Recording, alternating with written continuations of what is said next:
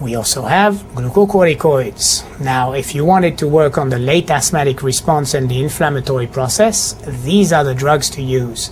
The only reason we wouldn't use glucocorticoids readily is simply the side effect profile, these endocrine changes that occur upon glucocorticoid therapy. This is why normally glucocorticoids are reserved for severe asthma.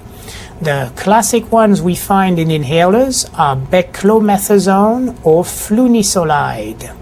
Now, they can be used for both the acute attacks and prophylaxis. They're often used in conjunction with other anti-asthma drugs.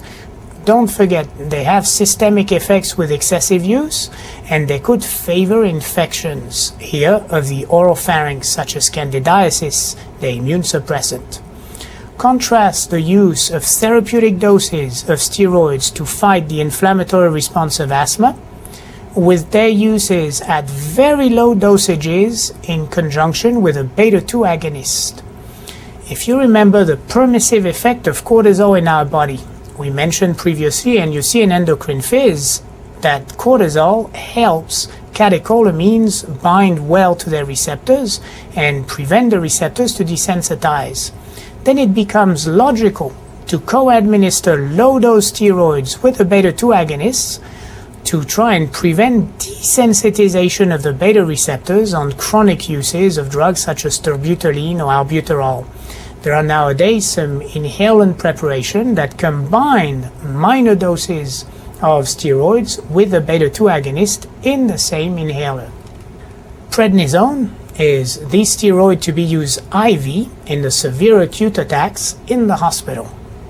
Final drugs that are used there for prophylaxis of asthma and that will attack also the inflammatory aspect of asthma and some of the acute bronchospastic responses, the drugs that work on leukotrienes.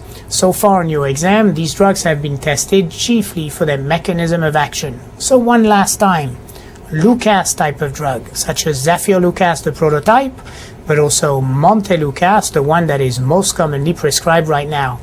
Lucas are antagonists of LTD4 receptors. Because they have a slow onset, just like the drug salmeterol, they're only used prophylactically.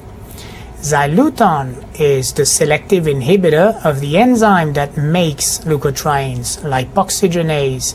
Therefore, xyluton decreases formation of all leukotrienes. Since it has a more rapid onset, it can be used more readily than Lucas, even for acute attacks. It still takes a couple hours to work. Most of these drugs are used as adjunct treatment with others, such as steroids or beta-2 agonists, and all of these drugs have as a side effect the potential to increase infections. After all, if you block leukotriene receptors or if you prevent their synthesis, you interfere with the inflammatory response, including the production of LTB4, which very much is relevant for chemotaxis. Well, this closes section 6, the drugs used in inflammatory and related disorder.